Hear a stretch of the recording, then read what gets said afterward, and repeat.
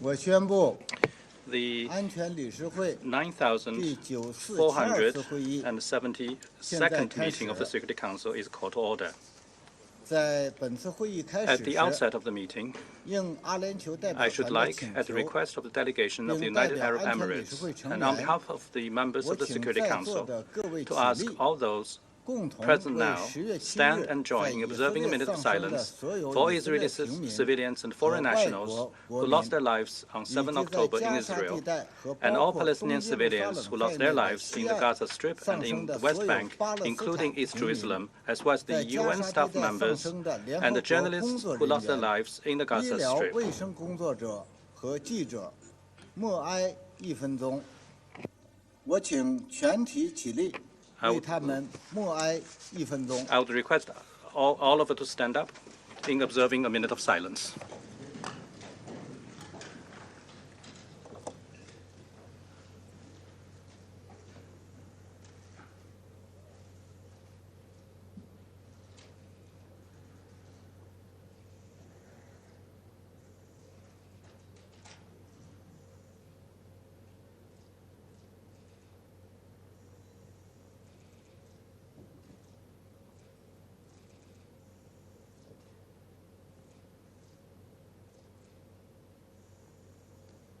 默哀毕。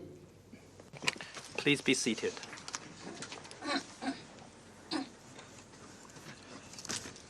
本次会议的临时 The 议程 provisional 是 agenda for the meeting is 中东局势 the situation in the Middle 包 East, 括巴勒斯坦 including 问 the 题， Palestinian question. 议程通过。 The agenda is adopted. 按照安理会暂行议事规则 In 第 accordance with 37 Rule 条， 37 of the Council's 我邀请 provisional 以 rules 色 of 列代表 procedure, I 参 invite 加 the 本次会 representative of 议。 Israel to 就 participate 这 in 样 this 决 meeting. 定。 It is so decided.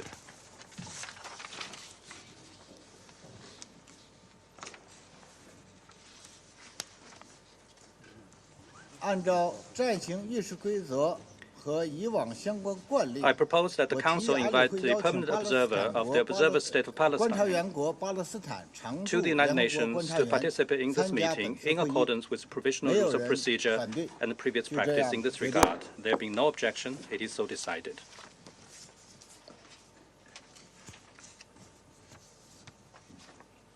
按照安理会 In 暂行 accordance 议事 with 规 Rule 则第39 39条， of the Council's 我 provisional 邀 rules 请 of 下列 procedure, 人 I 员 invite the 参 following 加本 briefers 次会议 to 通 participate in 报 this 情况 meeting.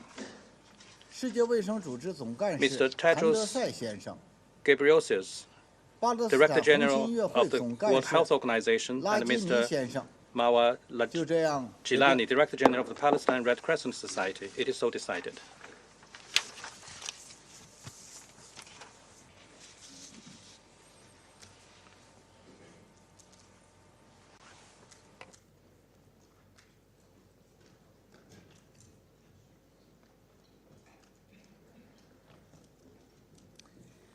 安全理事会现在开 The 始审 Security 议 Council 议程 will 项 now 目 begin 2。 its consideration of Item 2 on the agenda.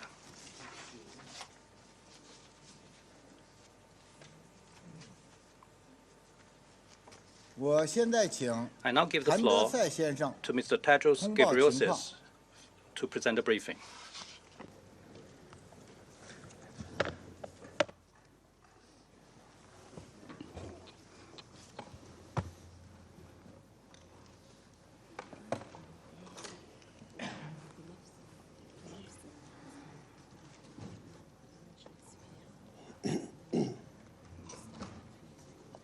谭德赛先生，你现在可以开始了。 The floor is yours, sir. Thank you. Thank you, Mr. President. Excellencies, thank you for this opportunity to brief you on the health situation in Gaza. Let me be clear from the outset that I fully understand the anger, grief, and fear of the Israeli people following the horrific, barbaric, and unjustifiable attacks by Hamas and other armed groups on Israeli civilians on the 7th of October. The killing of 1,400 people and injuries to more than 7,200 others is incomprehensible. For the survivors and families of victims, the mental health consequences will endure for a long time to come. WHO is gravely concerned for the health and well-being of Israeli hostages in Gaza, many of whom are older people, children, and those with urgent medical needs. 2 weeks ago, I spoke with families of hostages, and I will meet them in Geneva next week. I feel their heartache and fear.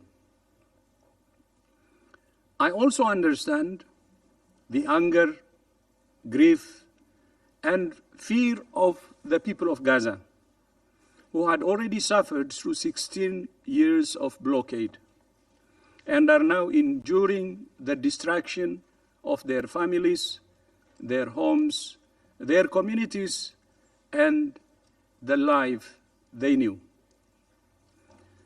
The situation on the ground is impossible to describe. Hospital corridors crammed with the injured, the sick, the dying, morgues overflowing, surgery without anesthesia, tens of thousands of displaced people sheltering at hospitals, families crammed into overcrowded schools, desperate for food and water. More than 10,800 people have now been killed in Gaza, almost 70% of them women and children. On average, a child is killed every 10 minutes in Gaza. 1.5 million people have been displaced and are looking for shelter anywhere they can find it. But nowhere and no one is safe. Nowhere and no one is safe. As more and more people move to a smaller and smaller space, overcrowding is increasing the risks of outbreaks of diarrheal and respiratory disease and skin infections.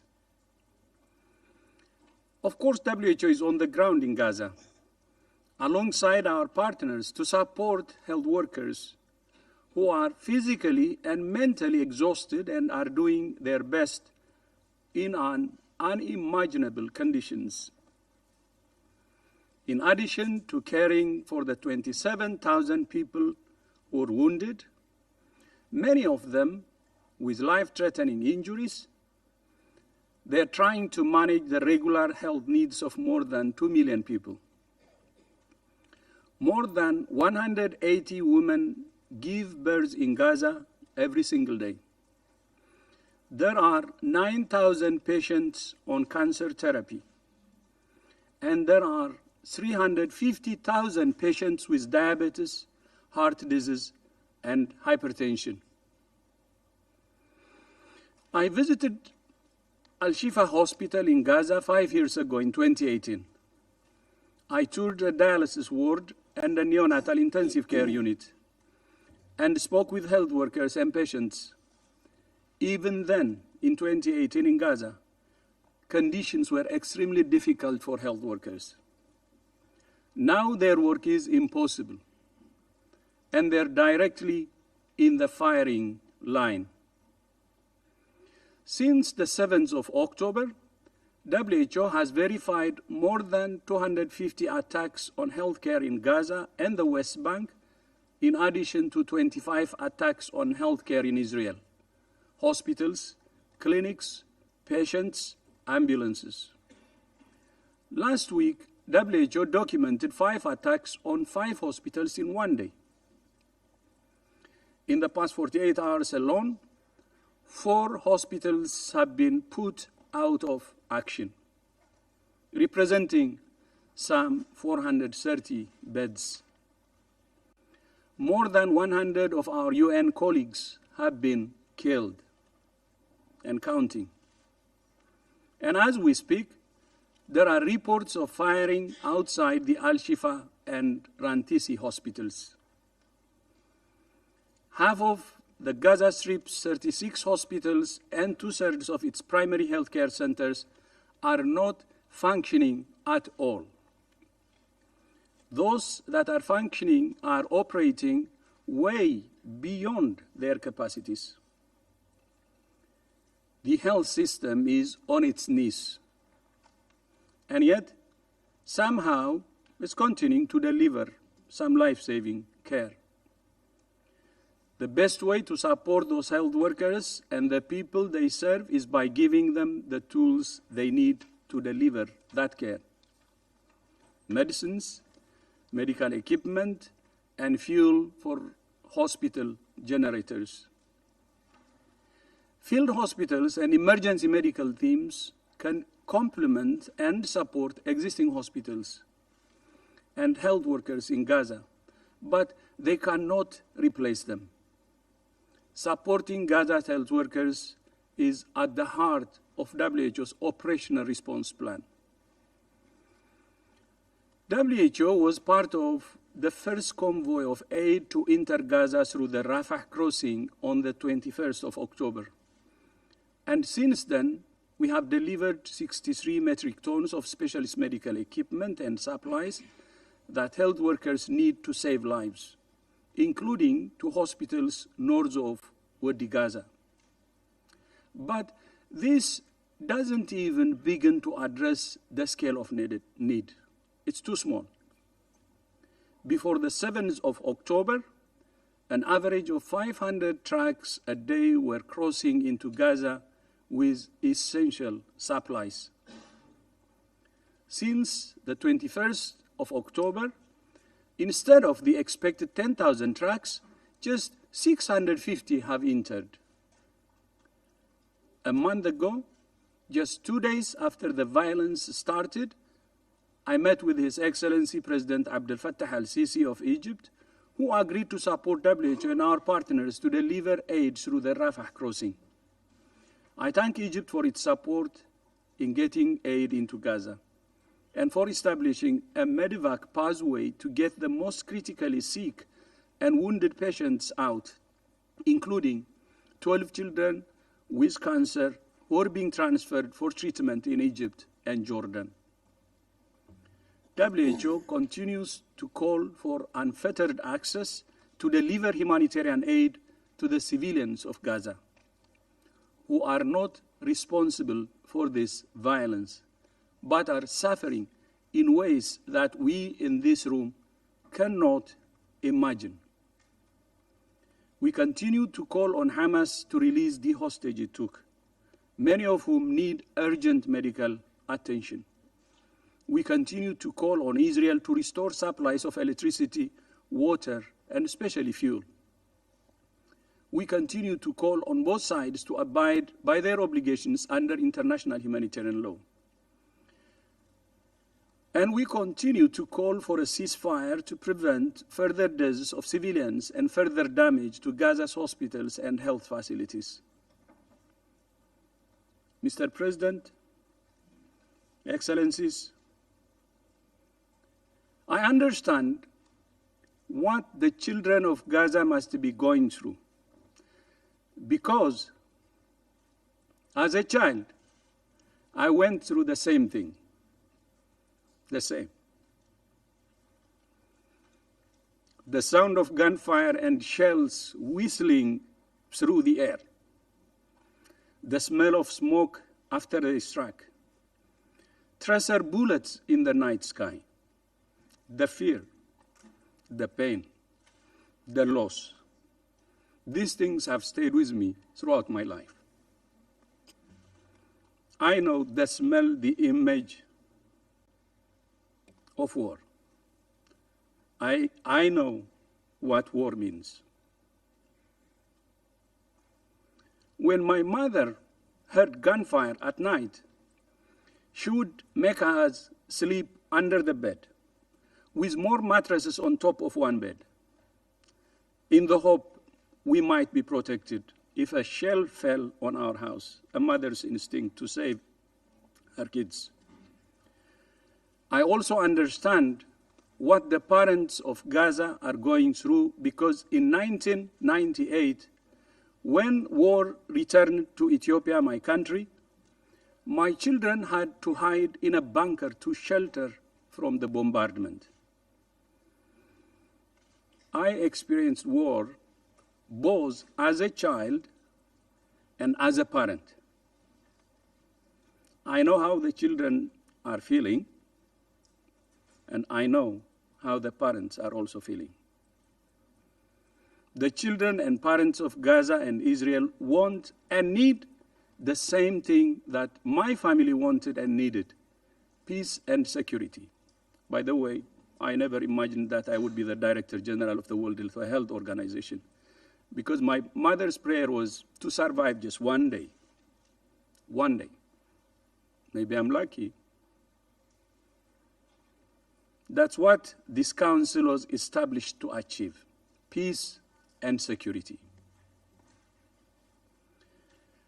But this crisis underlines once again the need for reform of the Security Council. I felt nostalgic, by the way, when I entered into the room, because I used to come here when I was foreign minister. It has long been my view that the Security Council no longer serves the purpose for which it was established. And reminding this with all due respect, it represents the real politic of the Second World War, not the 21st century. As a foreign minister, I was part of a group working on reform of the Security Council. I'm dismayed that no progress has been made. To remain credible, relevant, and a force for peace in our world, member states, especially the P5, must take seriously the need to reform the Security Council. And one ask for today is a ceasefire and a path towards peace. I thank you. And Chair, Mr. President, back to you. I thank Director General Trados for his briefing. I now give the floor to Mr. Gilani to present a briefing. Thank you, Mr. President. Mr. President, Excellencies, thank you for giving me the opportunity to address this very important meeting of the Security Council. Mr. President, the health sector in Gaza is under attack. Hospitals are being deliberately targeted in a desperate attempt to force the civilian population out of Gaza. The last 24 hours saw the targeting of at least 4 hospitals in Gaza. Al-Shifa Hospital, with tens of thousands of people sheltering there, Al-Auda Hospital, where our ambulances were bombarded and the emergency paramedics miraculously escaped certain death yesterday. Also the Indonesian hospital and our Al-Quds hospital. Mr. President, I had to rewrite this statement few times in the last few hours, as the situation around the hospitals is changing by the minute. Displaced people at the hospitals are getting shot at as we speak. During the last call with my colleagues at Al-Quds Hospital 2 hours ago, they told me that 20 people have been injured by direct firing at the hospital. 1 person has been killed. They are asking, what can they do? Where should they go? Thousands of innocent lives are under imminent threat of being killed. I'm calling upon the Council members on behalf of the staff and volunteers of the emergency medical teams, the doctors and nurses who are besieged in Gaza hospitals, to do all you can to spare further deaths and sufferings. There are 14,000 displaced civilians at Al-Quds Hospital, in addition to 400 sick and wounded, together with our medical teams and management. The main generator was shut off 2 days ago because of lack of fuel. Right now, there is a very serious risk that we will lose all the patients in the intensive care units and those children in incubators.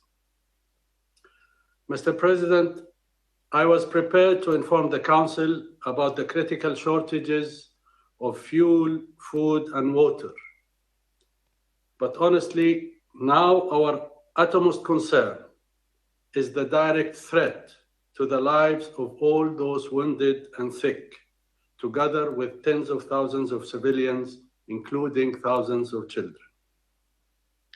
They are looking at you, imploring you to act to stop another possible massacre unfolding.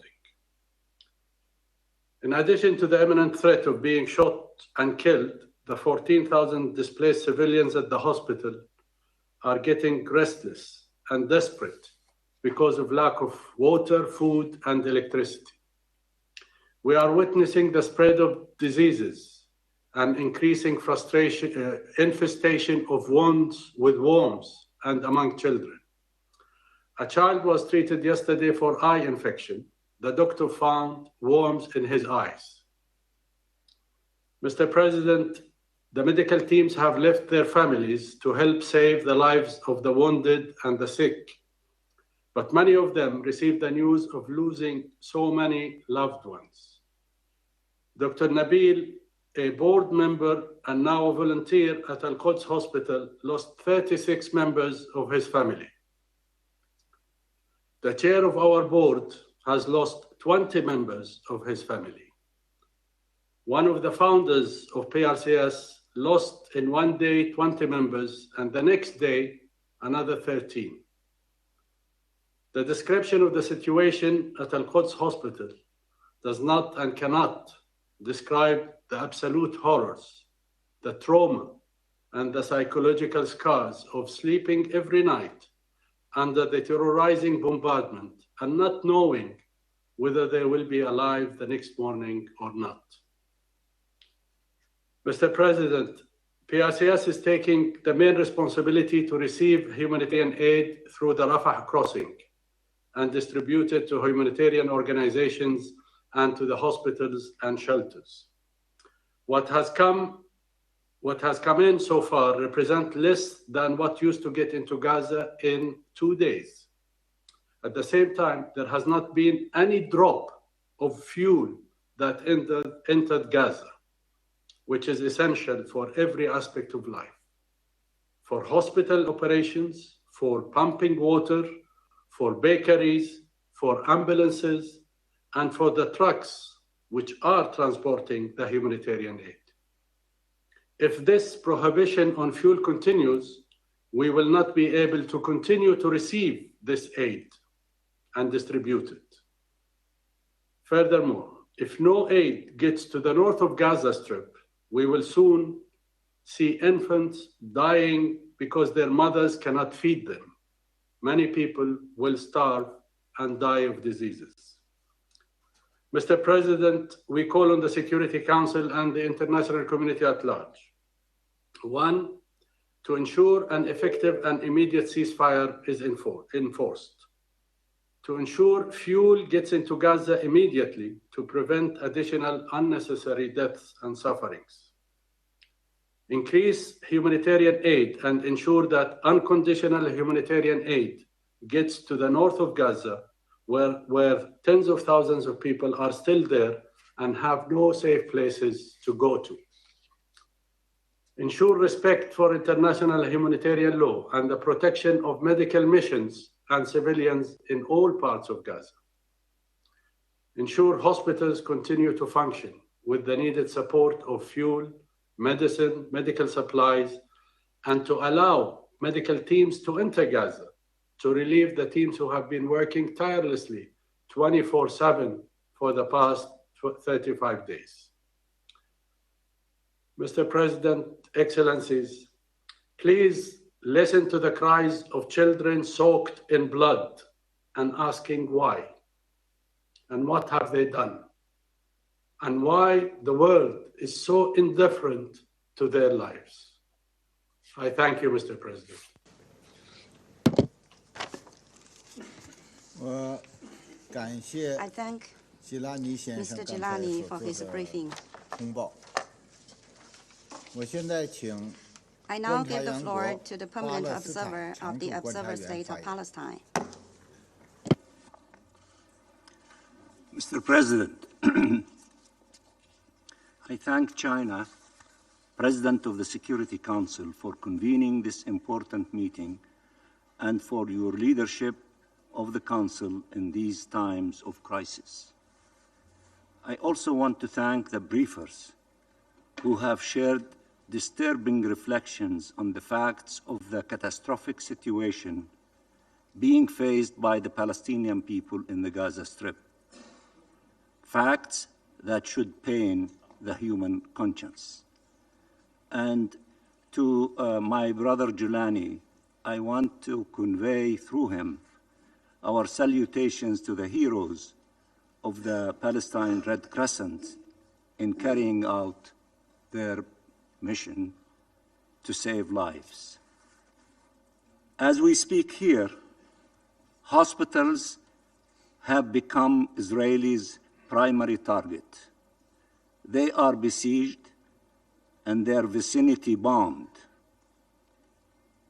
But what we should say to them from the Security Council: stop the massacre. Anyone, WHO, can and must act now to stop these massacres. Mr. President, I'm an old man, old enough to have been born when the Nakba occurred, to have grown up in UNRWA tents and refugee camp alongside tens of thousands of Palestinians, and to have listened to the stories about our life before the Nakba, stemming from the vivid and wounded memory of my parents. My generation dedicated its entire life to putting an end to the Nakba. On this 75th anniversary of the Nakba, instead of seeing it end, we see images that remind us of the worst of our times. What will this generation in Gaza remember?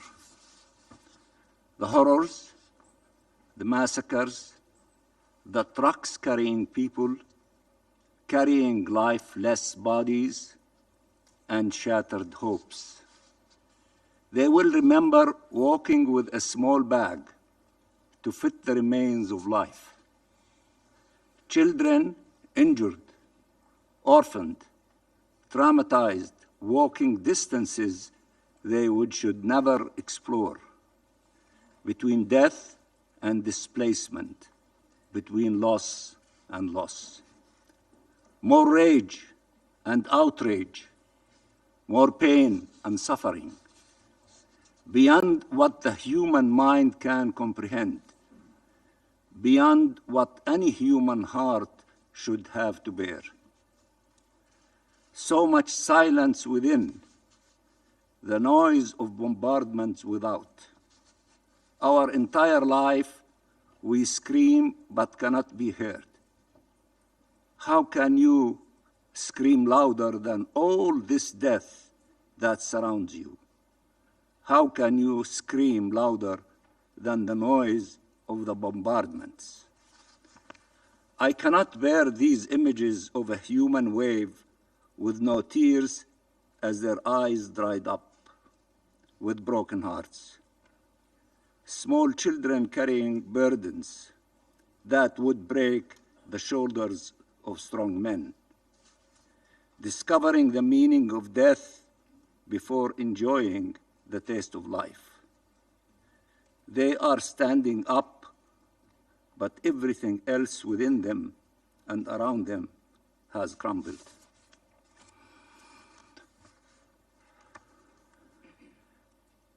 The same suffering that traumatized my generation is now tormenting yet another Palestinian generation. We often said at that time, if the world knew, if it had witnessed our pain, if it had seen an entire people being killed and uprooted, it would have never allowed it to happen. We were so wrong. It did not matter that the massacres in Gaza are being reported live. They were being justified by pundits and spin doctors with all kinds of excuses.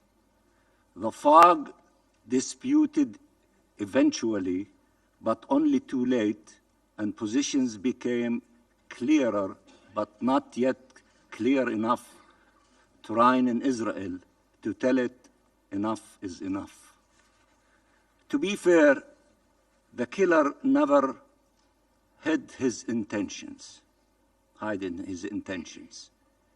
He spoke of mighty vengeance and human animals, describing us, and declared he would impose a terrifying siege on 2.3 million people, more than half of them children, more than 1.1 million children, flagrant collective punishment of an entire people.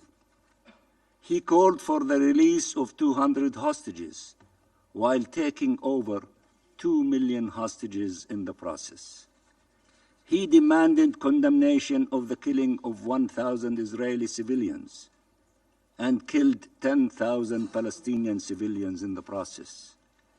He proclaimed his right to self-defense while occupying, colonizing, and denying every right to the Palestinian people, including our right to self-determination and to protection and to defend ourselves. He preached of the need to prevent the destruction of Israel while continuing his campaign to destroy Palestine. He rejected any insinuation that Israel was not upholding the laws of war while committing war crimes and crimes against humanity on camera, and while his representatives were unable to hide their genocidal intent. Bombs dropping everywhere, north, south, east, and west. Bombs dropping on schools, universities, hospitals, UN shelters, cars, convoys, people walking, ambulances, killing civilians, doctors, journalists, UN staff, humanitarian rescue teams. Where should Palestinians go? To the sea or out of the Gaza Strip? Israel begins surprise. Why are they staying? Why are they dying and not listening to them? Because our entire nation has experienced in its flesh the grand exodus. Even when facing imminent death, it hesitates before leaving. It is our national trauma. So they bomb and bomb and bomb civilians, children, and civilian infrastructure. They deprive our people of the objects essential for their survival.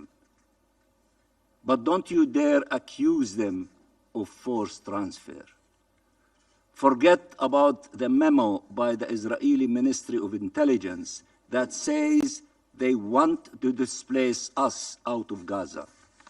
Forget about the statement of their foreign minister about the fact Gaza would shrink after the war. Forget about the map that Netanyahu held in the General Assembly with Gaza and the West Bank, including East Jerusalem and the Golan Heights, as part of Israel. Forget about the confession of Netanyahu that they intend to retain security control over Gaza. Forget the chants of their soldiers. Forget the speeches of their leaders. They are telling you, we just want the Palestinians to go south for their safety. Never mind that some Palestinians have made it all the way to Rafah and are still being bombed. What is south of Rafah? I wonder. They want us out of our country, out of our land. Their strategic enemy is the independence of our state, the freedom of our people. The only options they have ever given us: submit, leave or die, or in international legal terms, apartheid, ethnic cleansing, or genocide. Gaza has shown this is shocking terms. And in the West Bank, including East Jerusalem, Israeli occupation forces and settlers killed 350 Palestinians since the beginning of the year, half of them in the last month, and forcibly displaced hundreds more Palestinians, seizing large areas of land. Mr. President, the Security Council meets again. I count our meetings in Palestinian death, in devastations and destruction. We met first when hundreds of Palestinians had been killed. We met yet again when 11,000 have been killed in Gaza, including 4,500 children. We met, and you can hear in these halls, if you listen well, the shouts of our children under the rubble, abandoned by humanity. We meet as only a few hundred trucks have entered Gaza in 30 days, and 10 times more souls have left to the skies. Israel is allowing enough trucks to pretend it is not imposing the siege, but not enough to save lives. Israel is implementing imaginary humanitarian pauses whose only goal is to force people to flee, not to offer them some relief that their survival is guaranteed. Thank you, Mr. President. 感谢观察员国巴 I 勒 thank 斯 the 坦常 permanent 驻观察员的 observer 发 of the 言。 observer state 我 of 现在 Palestine for his 请以色 statement. 列代表发 I 言。 now give the floor to the representative of Israel. Thank you, Mr. President. At the outset, I would like to thank you for your consideration in permitting me to address the Council earlier in light of the Sabbath. It is deeply appreciated. Thank you. Distinguished Council members, the Holy Jewish Sabbath is a day of peace and rest. It is the day on which God rested following the creation of the world. Yet, no Jew will ever forget the Sabbath of October 7th. It has been seared into the collective trauma of the Jewish people forever. Exactly 85 years ago today, another traumatic atrocity was burned into the Jewish people's history. Between November 9th and 10th, 1938, the Jewish communities of Germany and Austria suffered Kristallnacht, the Nazis' November pogrom, which was the first hyper-violent exposure of the Nazis' murderous Jew hatred. Nearly 100 Jews were murdered. Thousands of Jewish homes, hospitals, schools, houses of worship, and businesses were ransacked and burned to the ground. Israelis endured another such pogrom 5 weeks ago. Yet, here we are 34 days later, and this Council still has not condemned Hamas's heinous, planned massacre of Israeli civilians. Should this Council, in its current form, existed in 1938, I doubt that the response would be much different. Council members, today's briefing focuses on the targeting of hospitals. Just 2 days ago, Barzilai Hospital in Ashkelon suffered a direct, intentional hit from Hamas rockets. Hamas's intentional targeting of hospitals is a war crime. Deliberate attacks on medical facilities, the murder of medical teams, paramedics and ambulances sent to treat the wounded were rampant during the Hamas slaughter. Yet, these horrors have yet to be addressed by this Council. I urge the Council to invite me to share a screening of the footage from Hamas's slaughter, footage that the terrorists filmed themselves. Once you see the barbarity and savagery with your own eyes, you will understand the evil that Israel is defending itself against. Will you address these crimes today?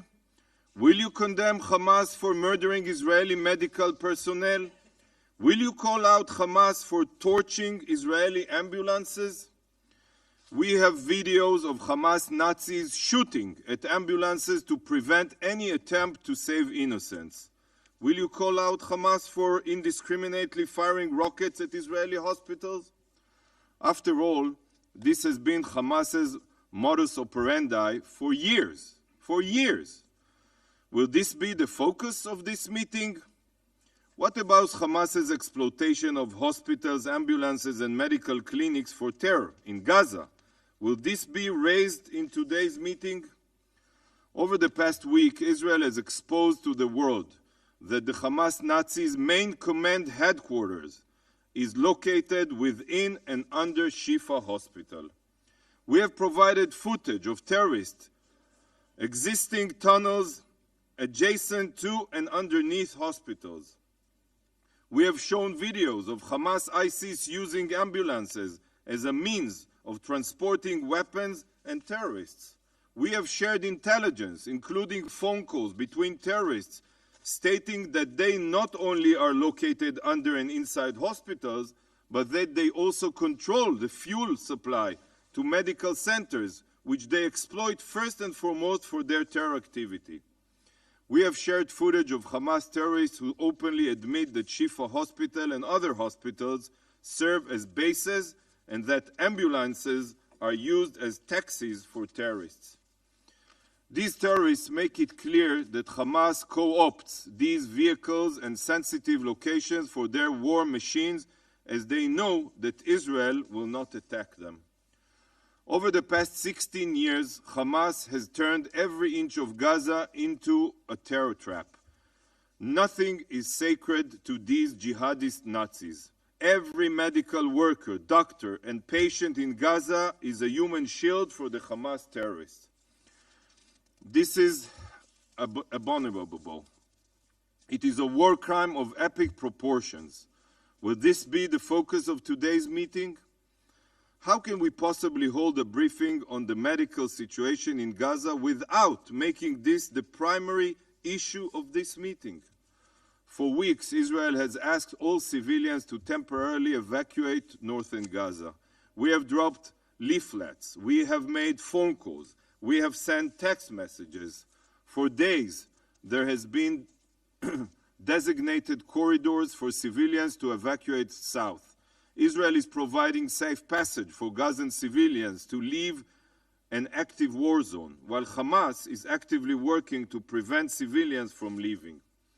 In footage that surfaced today, Gazan civilians were waving white flags as they tried to leave Al-Nasser hospital, yet they were forced to stay after Hamas opened fire on them.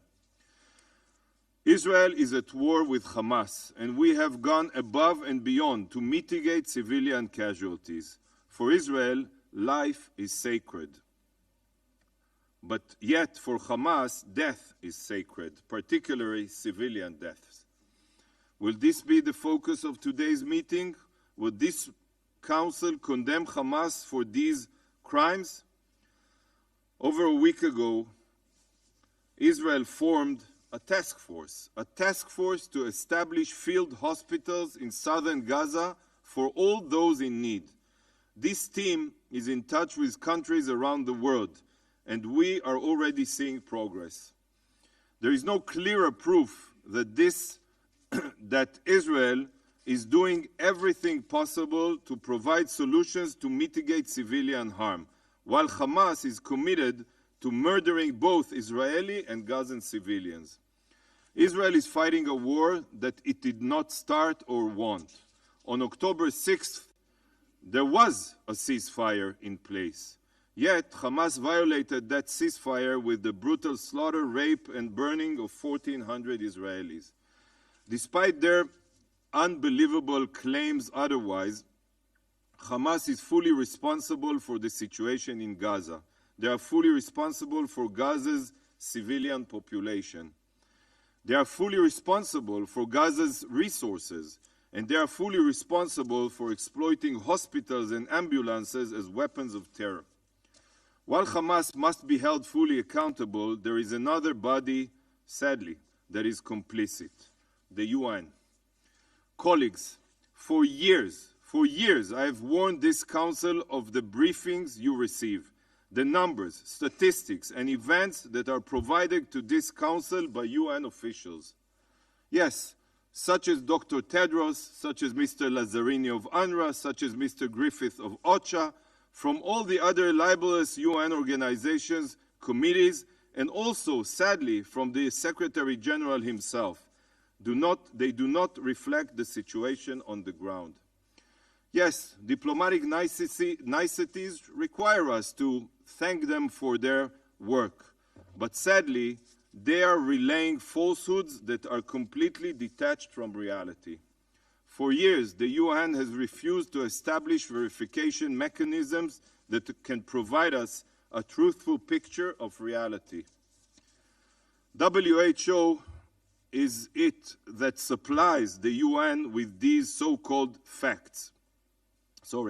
Who is it that supplies the UN with these so-called facts?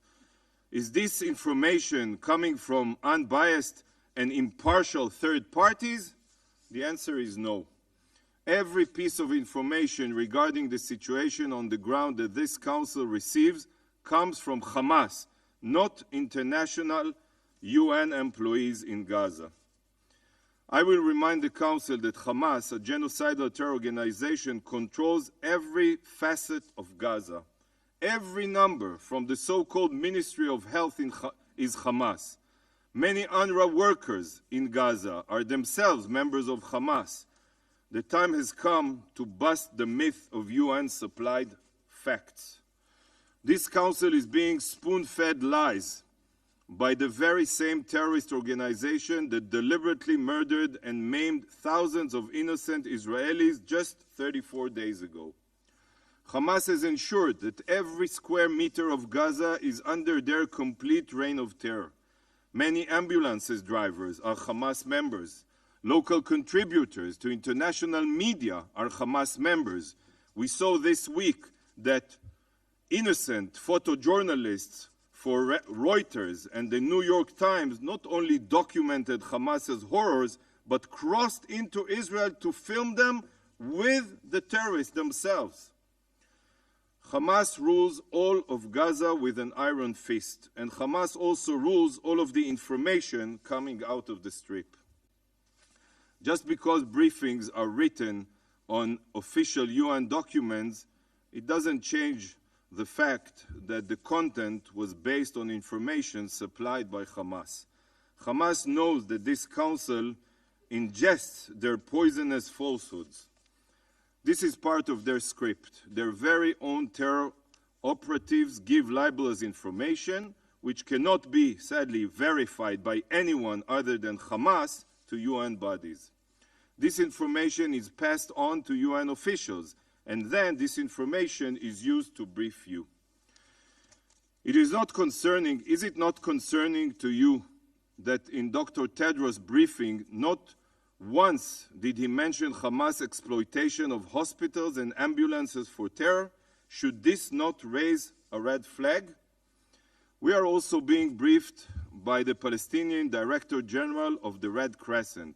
Yet, there is no Israeli representative of Magen David Adom, the Israeli Red Cross, briefing the Council. Is this not mind-boggling? Does this not reek of bias? Do Israeli lives matter less? Are the hostages, including women, children, toddlers, and the elderly, not worthy of this Council attention? How about the trauma of tens of thousands of Israelis, or the thousands of wounded Israelis still being treated in hospitals, or the hundreds of thousands of Israelis who have been forced to leave their homes since the massacre? Mr. Gilani, why don't you tell the Council about the ambulances that Hamas abuses for transporting terrorists and weapons? Or is this an inconvenient truth that you choose to stay silent about? When the parking lot of El Ahli Hospital was hit by a Palestinian Islamic Jihad rocket, the WHO jumped on the opportunity to falsely condemn Israel. Yet, even though it has been proven beyond a fraction of a doubt that Palestinian terrorists were responsible, no effort has been made by the WHO to change the label they immediately adopted. We all remember that within minutes of the Islamic Jihad rocket attack on El Ahli Hospital, the Hamas Ministry of Health immediately reported 500 fatalities.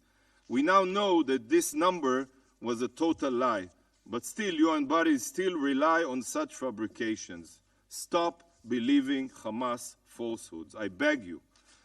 Last week, we were shocked to hear Dr. Michael Ryan, the executive director of the WHO Health Emergency Program, call on Gazans to remain in hospitals that serve as Hamas terror bases. By adopting Hamas narrative of evil and telling patients to remain in an active war zone, the WHO prefers to endanger the lives of Palestinians rather than save them. What is even more shocking is that Dr. Rick Peppercorn, the WHO representative for Gaza, has until today refused to be briefed by Israel. We have urged Dr. Peppercorn numerous times to speak with us about the undeniable subterranean city of terror underneath Shifa Hospital, yet we received no answer. Instead, Dr. Peppercorn and WHO prefer to parrot Hamas lies while denying to speak to any Israeli experts. WHO teams have made it clear that they prefer to reward Hamas's strategy of exploiting hospitals, and by doing so, the WHO is directly complicit in giving impunity to this despicable practice. Dear colleagues, Israel is taking action to mitigate civilian casualty. We prefer to take proactive steps because, unlike Hamas and UN bodies, we cherish life and hold it sacred.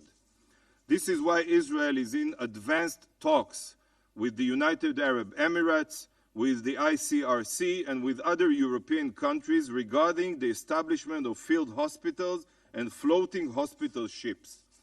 Israel facilitated the Jordanian airdrop of medical aid to hospitals in northern Gaza. Thousands of tons of medical equipment and supplies have already entered Gaza. Israel constantly shows that it is willing to take any step to evacuate the wounded from the war zone of northern Gaza to safer areas in the south. Sadly, Israel is doing far more for the well-being of Gazans than the WHO or any other UN body. Yet, this is not the focus of this meeting. If any UN official truly cared for Gazans, they would be working hand in hand with us to advance solutions, not condemn Israel for the measures taken to provide safety. Distinguished Council members, Hamas is supplying all of the information. I reiterate, Israeli experts are either ignored or baselessly mistrusted, and verified facts, including video, audio, and intelligence-based information, are deliberately omitted from your briefings. The words of genocidal terrorists are accepted at face value, while the irrefutable evidence of a law-abiding democracy is tossed aside. Tragically, the UN mechanisms have become terror enablers. We must no longer accept this. Colleagues, while Israel is at war with Hamas, and only with Hamas, we are also defending ourselves against murderers, numerous other terror threats. Palestinian Islamic Jihad in Gaza, Hezbollah in Lebanon, the Houthis in Yemen, and the Iranian Revolutionary Guard in Syria. These are all tentacles of the same genocidal octopus, Ayatollah regime in Iran. The Ayatollah has publicly praised the October 7th massacre, and Iran has armed, funded, and trained all of the terror groups attacking Israel. Nevertheless, the foreign minister of this murderous regime visited the UN only a week and a half ago and was given the red carpet treatment. He was loudly applauded in the General Assembly and even met with the Secretary General, who shook his hand with a big smile. The UN has completely lost its moral compass. This cannot be tolerated. Mr. President, Israel is fighting a war for her very future and existence. We are combating a genocidal Nazi-like terror organization. Hamas has publicly declared that they will carry out further atrocities if they are given the chance. The only way to ensure that these horrors are never repeated again is by eliminating Hamas capabilities. And this is the realization of our collective oath of never again. Israel will continue targeting Hamas while working towards solutions for Gazan civilians. This should be the focus of this meeting and not anything else. Thank you, Mr. President. I now give the floor to those council members who wish to make statements. I now give the floor to the representative of the UAE. Thank you, Mr. President. And I'd like to also thank you in leading us in a moment of silence for the lives lost in Israel and the OPT. By now, we've all heard the acronym coined by health workers in Gaza, WCNSF, which stands for Wounded Child, No Surviving Family. I just want to let that sink in as we discuss today's topic. Dr. Tedros and Dr. Jilani, I want to pay tribute to both of you, not only for making time to brief this council, but also for the life-saving work you and your teams do on the ground in very, very difficult circumstances, and your clarion call to this council today that must be heeded. Today, I also want to pay tribute to the silent heroes in the medical community in Gaza who stayed behind to deliver life-saving assistance despite these horrific circumstances. Just moments ago, many of us received messages from medical and humanitarian organizations about the heavy fighting around the Al-Shifa hospital. Medical staff tell us that they're in fear of their lives and the lives of their patients being taken, and they do not know if they will make it until the morning. Mr. President, it sometimes feels that by only dealing with the numbers from the conflict, we are indeed denying the humanity of those suffering. While it is impossible for us to go through the thousands of stories in today's meeting, I want to put a couple of faces to those numbers. Not of Hamas fighters, normal people. And Israel may be at war with Hamas, but those paying the price of this war are civilians in the thousands. Let me start with Ala Zahir Ahmed, who's in her third year of medical school. She grew up in Khan Yunis refugee camp. On the 10th of October, she was designing a poster for breast cancer awareness when the windows started shaking and everything turned black. An Israeli airstrike leveled her home, pinning her legs under the wreckage and leaving barely enough oxygen to breathe. Hours later, Ala's relatives and rescue workers pulled her from the rubble. They also recovered the lifeless bodies of her mother, her brother, and her nephew. And there are so many stories like this one. I feel the need to remind the Council that, like Ala, every single one of the 2,650 currently reported as trapped under the rubble are human beings, and that more than half of them are children. But they're not just children. They're Palestine's future.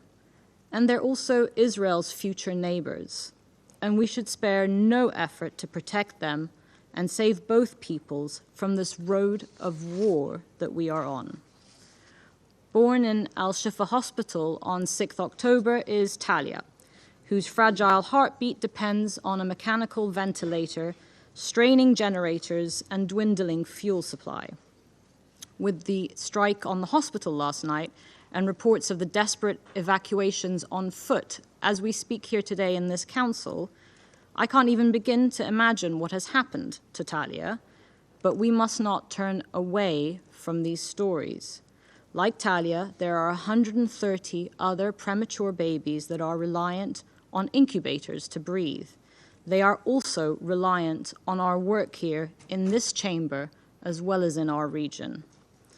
As we called for this meeting yesterday, little did we know that by the evening, a terrifying barrage of targeted attacks would be launched on schools and hospitals.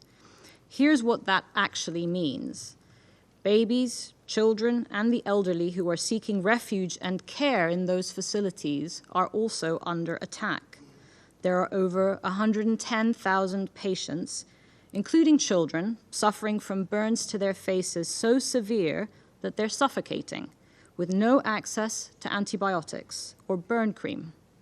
Women are giving birth in the most unsanitary conditions known to mankind, without medicines, and C-sections are being performed without anesthesia. The perverse reality of the situation in Gaza is that wounds inflicted by the most technologically advanced weaponry of the 21st century are being treated in conditions that are reminiscent of medieval times. To help alleviate this suffering, the UAE is establishing a field hospital in Gaza, working in solidarity with Gaza's medical personnel and in cooperation with Israel. But it's a plaster on a fracture. There can be no doubt that the attacks by Israel in pursuit of its security are disproportionate. They are cruel, and they are inhumane, and we condemn them. Also, they will not bring Israel security. So many lives are being lost without even achieving this aim. We must also not forget that those held hostage in Gaza by Hamas, many of them children, are also suffering under the same bombardment and psychological trauma, and they must be released immediately.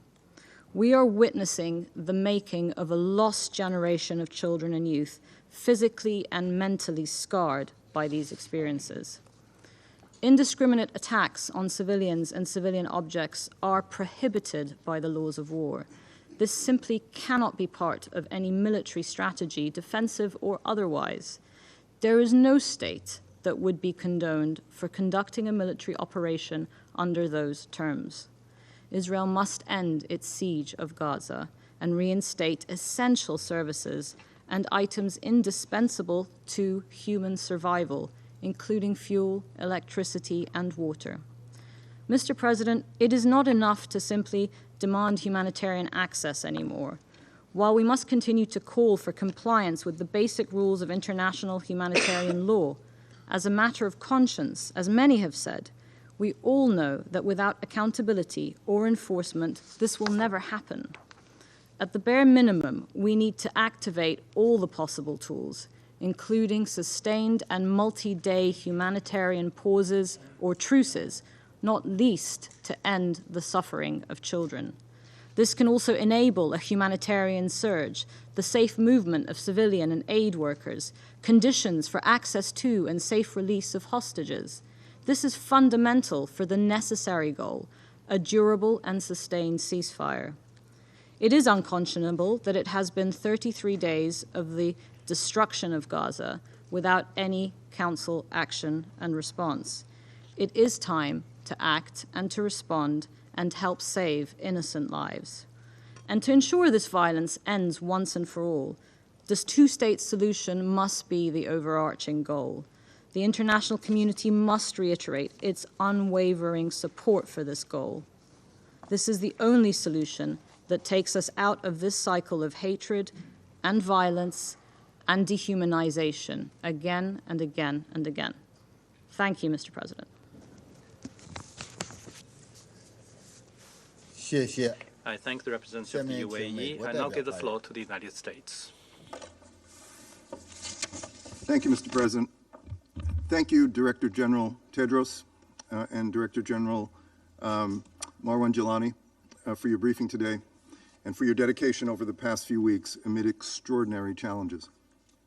At the top, let me emphasize that we are closely monitoring the situation at the hospitals in Gaza. We are deeply concerned for the well-being of civilians who are at these facilities and rely on them for life-saving care and shelter from the violence. All civilian and humanitarian facilities, especially hospitals and medical facilities, as well as the people who work for them and are engaged exclusively in medical duties, must be respected and protected consistent with international law. We know that hospitals are in desperate need of fuel. The United States has been working tirelessly to put in place mechanisms to enable the fuel to reach hospitals and to meet other urgent needs in the South. These mechanisms need to be operationalized without delay, and much more work remains to be done to meet humanitarian needs throughout Gaza. But I also want to make clear that we share Israel's concerns about Hamas's hoarding and siphoning of fuel in northern Gaza. This is unacceptable, and we must all call it out. We also must call out the fact that Hamas cynically and atrociously uses Palestinian civilians as human shields, putting its command posts, weapons, and ammunition within or beneath the very hospitals we are speaking about today, and in residential buildings, schools, mosques. Hamas does not try to protect Palestinian civilians. It deliberately and callously endangers them. At the same time, these cowardly tactics do not diminish Israel's responsibility to distinguish between civilians and terrorists in its fight against Hamas. How Israel responds to Hamas attacks matters, and Israel's response must be consistent with international humanitarian law. Rules like proportionality and precaution still apply. And the risks of harm to civilians at sites that Hamas is using for military purposes absolutely have to be considered when planning an operation. Colleagues, acknowledging one party's suffering does not negate or detract from another's. We must not look away from the pain and suffering of innocent Palestinians. More than 1.5 million Palestinians who have been displaced in the weeks since October 7th. Innocent civilians have been killed, and people are in dire need of humanitarian assistance. Palestinian families are grieving, and we grieve with them. Our capacity for empathy also requires that we mourn the Israeli civilian lives lost on October 7th. The pain and suffering of families who wait to know the fate of more than 200 civilians, women, children, the elderly, still held hostage by Hamas. Israelis are also grieving, and we too grieve with them. I want to repeat, acknowledging one party's suffering does not negate or detract from another's. That was the message Secretary Blinken delivered during his recent trip to the region, his second in the last 3 weeks. At every stop, Secretary Blinken had candid and direct conversations about Israel's right to defend itself against Hamas terrorist attacks. He underscored the need to protect civilians consistent with international humanitarian law and to surge additional humanitarian aid to the people of Gaza. He emphasized U.S. support for humanitarian pauses to facilitate and expand aid delivery. And he reiterated the importance of ending this current conflict in a way that ensures lasting peace and security in the region. Colleagues, although we may have different views and positions on certain necessary steps to achieve these objectives, I think it is clear we are all committed to work toward these ends. In particular, we all agree that much more also needs to be done to make sure that humanitarian assistance reaches those in need. President Biden and Secretary Blinken have worked tirelessly over the last month with Israel, Egypt, the UN, and others to facilitate the flow of fuel, food, water, medicine, and other humanitarian supplies into Gaza. Despite these efforts, the quantity of assistance entering Gaza is nowhere near enough to meet the dire and growing needs, and we are working to urgently scale up aid deliveries. Israel has committed to implement 4-hour pauses in areas of northern Gaza each day, with an announcement to be made 3 hours beforehand. We have been told by the Israelis that there will be no military operations in these areas over the duration of the pause, and that this process is starting today. We urge that these pauses be implemented without delay, and we emphasize that coordinating these pauses with the UN would help ensure aid reaches those in need. Moreover, we continue to support calls for extended humanitarian pauses.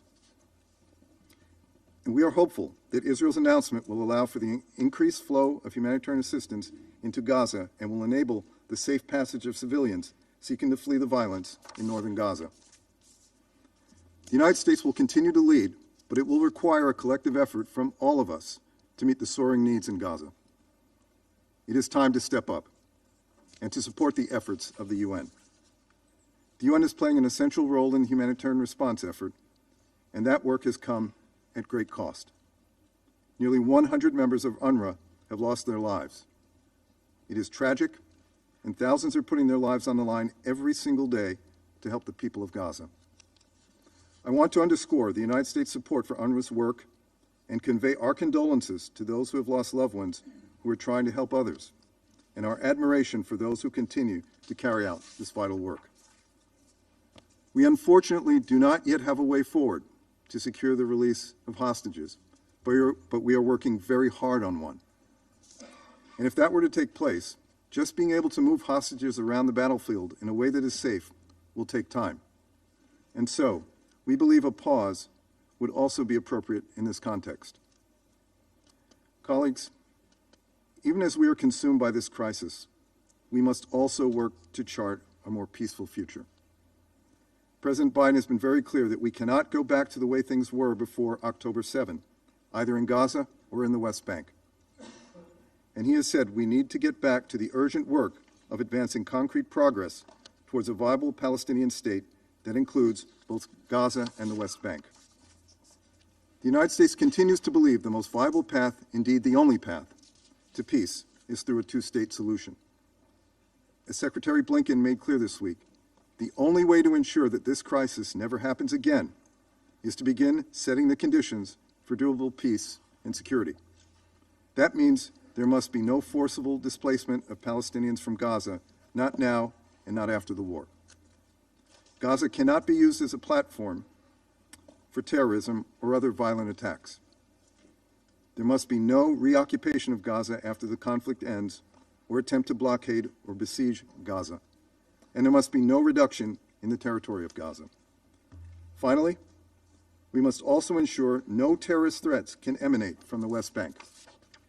Adhering to these principles and achieving a two-state outcome is the only guarantor of a secure and democratic Israel, the only guarantor of Palestinians realizing their legitimate aspirations to live in a state of their own, enjoying equal measures of security and prosperity, the only way to end this violence once and for all. Again, our capacity for empathy, our common humanity, that is what separates us from Hamas and other terrorists. We can and must acknowledge one another's suffering and keep working together to alleviate the human suffering created by this conflict. And we can and must work toward a more peaceful and secure future for Israelis and Palestinians alike. Thank you, Mr. President. I thank the representative of the United States. I now give the floor to the representative of Brazil.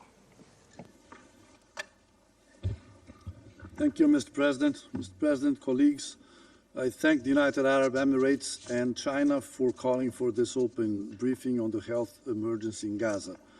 I also thank Dr. Tedros Ghebreyesus and Dr. Marwan Gilani for their briefings and commend them and their teams for their tireless work on the war-torn ground of Gaza. Brazil remains deeply concerned about the humanitarian crisis in Gaza, marked by a disturbing increase in civilian casualties, particularly among women and children. The loss of thousands of children's lives is appalling. Children must be protected from hostilities. In President Lula's words, innocents are called upon to pay the price for the madness of war. This must stop at once. Brazil urges the Israeli authorities to exercise immediate military restraint and to respect the principles of distinction and proportionality in order to protect civilian lives and infrastructure. We also call on Hamas and all other groups to cease all indiscriminate attacks on Israeli territory. Hospitals and UN facilities have been indiscriminately attacked with an appalling number of civilian casualties, including of essential personnel such as aid workers, UN personnel, as well as journalists.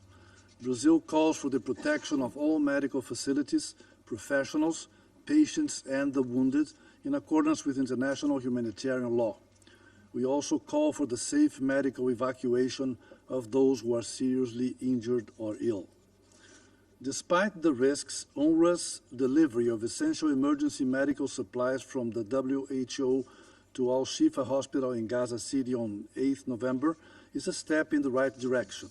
But we share Dr. Tedros and Mr. Lazarini's concern that it is not nearly enough to meet the overwhelming needs in Gaza. Medical supplies in Al-Shifa are critically low, and fuel shortages have become critical. We hope that the long-awaited announcement of daily humanitarian pauses in northern Gaza will facilitate the delivery of aid to civilians. As highlighted by the United Nations, the hundreds of thousands who remain in the north are facing a dire humanitarian situation as they struggle to find even minimal amounts of water and food to survive. We call for full, safe, and sustained humanitarian access to distribute essential supplies on a much larger scale, more frequently, and in greater quantities. Mr. President, besides a humanitarian ceasefire, all parties must also commit to a cessation of hostilities, which is essential for the long-term protection of all civilians. We remain deeply concerned about the fate of all hostages and call for their immediate release. Their safety, well-being, and humane treatment in accordance with international law must be guaranteed. The ICRC must be granted access to all hostages without further delay. This crisis poses a significant threat to international peace and security and has the potential to escalate into a wider conflict. 1 month into this crisis, it is clear that diplomatic efforts have failed to match the gravity of the situation. The international community must act swiftly to create the conditions for a lasting solution. Violence will not provide the answers. Yesterday in Paris, at the International Humanitarian Conference for the Civilian Population of Gaza, Brazil stressed the importance of convening a conference that can promote a political solution to this decades-old conflict with the participation of a large number of states, such as the case of the 2007 Annapolis Conference. Ignoring the legitimate rights of the Palestinian people to self-determination has had an unacceptable toll of human lives and human suffering on both Palestinians and Israelis. The recognition of a viable Palestinian state living side by side with Israel within secure and mutually accepted and internationally recognized borders is the only possible solution. It is highly time we go back to this path with true political will and real diplomacy. Thank you. I thank the representative of Brazil, and now give the floor to the representative of Gabon. Merci, Monsieur le Président. Thank you, Mr. President. My delegation thanks the Director General of the World Health Organization for his briefing and for all the information made available to us. We listened closely to the statement made by the Director General of the Palestine Red Crescent Society on the devastating situation of the people of Gaza. For 35 days now, we have witnessed a terrifying escalation of violence. The primary victims of this violence are children. We saw this first of all on Israeli soil with the barbaric attacks of Hamas conducted on the 7th of October. We then saw this in Gaza, where for more than a month now, no one is safe anywhere. But we've also seen such violence in the occupied West Bank. The implementation of the resolution adopted on the 26th of October by the UN General Assembly is, as a consequence, a matter of urgency. The gridlock in which the Security Council currently finds itself defies all logic and is absolutely unfathomable. It is time to find a solution to end this chaos. It is of the utmost importance that our Security Council overcome its geopolitical and political stumbling blocks. My country calls upon the humanity of all of us. We sincerely hope that a consensus will be found quickly so that the Security Council can prove itself able to discharge the mandate bestowed upon it. Gabon reiterates its fervent condemnation of all deadly indiscriminate violence and is deeply shocked by the countless strikes on schools, hospitals, ambulances, as well as on refugee camps. The attack on Tuesday against the ICRC convoy when it was travelling to deliver vital medical supplies to Gazan hospitals is unacceptable. These flagrant violations of international law and of international humanitarian law are unjustified, unacceptable, and must, as a result, stop. In this same vein, all acute shortages of basic commodities, foodstuffs, water, electricity, fuel, and medicine cannot continue. The unimpeded, safe and sustained supply and distribution of essential goods and services to millions of people in need is of the utmost importance. We note with interest the decision taken by the Israeli authorities to, since yesterday, put in place daily pauses in the north of the Gaza Strip. We recognize the work of the authorities of the USA, Qatar and Egypt. Mr. President, Gabon wishes to reaffirm that the cessation of hostilities is the only solution to this rampant humanitarian crisis. Only a cessation of hostilities will be able to guarantee the protection of all civilians in Gaza, including the safety of Israeli hostages who are detained there, hostages that must be released unconditionally. It is only by silencing the weapons that rescue and recovery operations of children, namely those trapped under the rubble, will be able to be conducted. It is only by silencing the weapons that humanitarian actors will be able to identify need and organize the temporary care of unaccompanied children, children that have been separated from their parents or who have become orphans. In this regard, we recall the crucial role played by countries that have influence over the parties involved. We hail the commendable initiatives already undertaken by all of these countries to mitigate the humanitarian impact of the conflicts. These include the International Humanitarian Conference that was held on the 9th of November in Paris and the OIC Summit, which will take place on the 12th of November. Gabon will take part in that summit. We strongly encourage these countries that have influence to bring to bear over the parties to step up efforts to encourage de-escalation and the search for peaceful solution. Peace and stability in the Middle East are goals that we must all tirelessly pursue.